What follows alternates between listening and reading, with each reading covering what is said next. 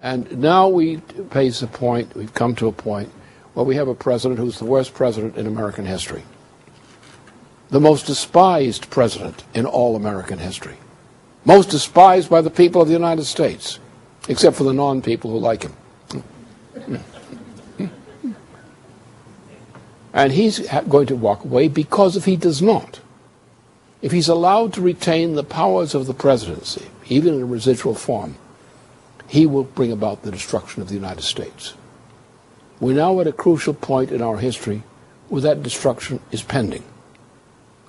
Every day he's in office is a tragedy for our United States and for its people who are in worsening condition of life as each day passes, for whom there's no remedy. There's fear, there's anger, there's rage. There's no hope of the future. In the meantime, centered on Brazil, there's a looming danger of an explosion of the Brazil currencies. That explosion, which is now pending, would mean a general breakdown crisis of the entire planet. The power of the British system lies in this Nixon thing. What happened? At the point in August of 1971 that Nixon moved under, of course, puppet strings, which moved him, to sink the fixed exchange rate system agreement, which was a residue of Roosevelt's policy.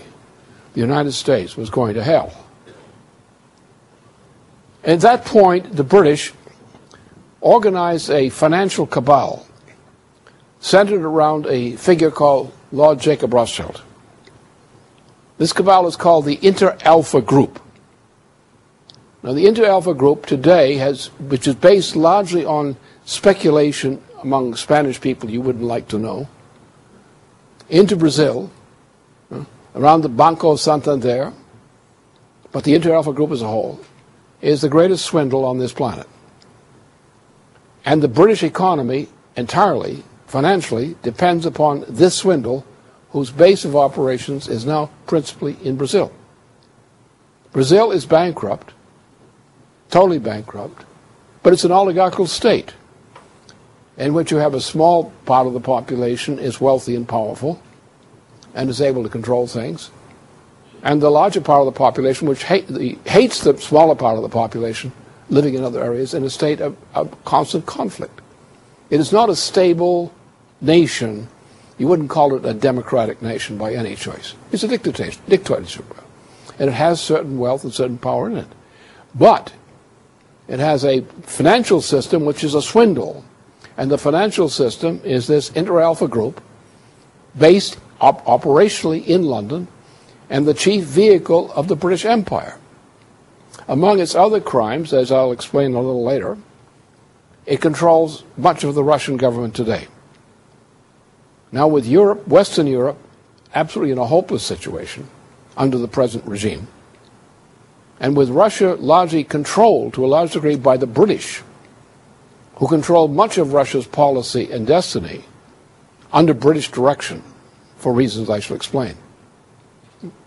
We are almost isolated in the United States, isolated by having a president like this, and isolated by the fact that Europe, continental Europe, no longer functions. It can be brought back to function as a collection of sovereign nation states, but now it is not a collection of sovereign nation states. It is a collection of non-sovereign nation states. These nations do not have the power to define their own system of credit. They are captives of the British Empire, captives of the same empire that runs Brazil. And Brazil represents a gambling center in world currencies which is bankrupt and ready to blow. If any part of this system blows, and it can blow at any time, the entire present world monetary financial system will not collapse. It will disintegrate in a fashion much like the great Dark Age of Europe's 14th century. So therefore, time is running out. The issue is not a difference of opinion on policy. The issue is a choice of policy between one under which we can survive and one under which we're doomed. And time is running out. Hence, the Ides of March. The President of the United States, the current one, is nothing but a fly floating on somebody's soup. He's of no importance in himself. He's nasty, like a fly in the soup is nasty. But he is not the problem in and of himself. He's the problem the fact that he's there. That he's not fit to be president. That he's controlled by foreign influences which are our enemy. He does not have the intellect or morals to stop doing what he's doing. Therefore, his presence in the White House is destroying the United States. Not because he has any clear intention. He doesn't have a clear intention. The man is a mental case. But if we don't get him out of office soon, we're not going to have a United States. And that, of course, is my view, the greatest reason not to have him in that office. His very presence in the White House is a threat to the existence of the United States. We can probably find some mental hospital someplace in the world where he can be kept safely or something like that. Or maybe his mental illness is cured. But he must go. That's why he must be impeached. We won't actually impeach him. We'll get to the point where he has to be impeached.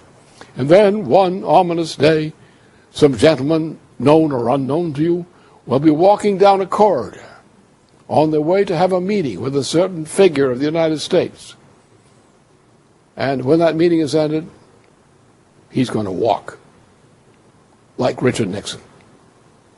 We're not going to wait for 2012. We're not going to wait for later in 2010. We're not going to wait beyond spring. We're now in the time he must go. Because if he does not go, the United States will disintegrate. And that is the best of all reasons for impeaching a president. And the way you impeach a president is not by a vote. You impeach a president by a mass action. A mood throughout the population. As the majority of our citizens today, he must go. And when the people with just reason think that this president must go, he must go. And the way that's done, people who take the role of the Erinyes, the dark angels of ancient Greece, the dark women who come swarming down from the skies to take the reprobate away, will move. And that's exactly what is about to happen. It must happen. And I'm calling upon the dark angels to descend. I'm waiting for the moment that they walk down that corridor, silent-faced, grim, determined. A group of people who can convince this president that he must go. And a moment of silence. And he will go as Nixon went. Not quietly as Nixon went. Screaming, shrieking, so forth, like a banshee. But he will go. And that's the way the impeachment is done. Now, people will talk about 2012, or they'll talk about a formal impeachment proceeding toward the end of this year. But that's not the reality. That's the talk. You see, people don't want to say, I'm going to impeach this guy next week. They get frightened. Oh, no, I mean, terrified. Huh? But they say, well, he's going to be impeached. It'll take time, yes. But they're talking about impeachment.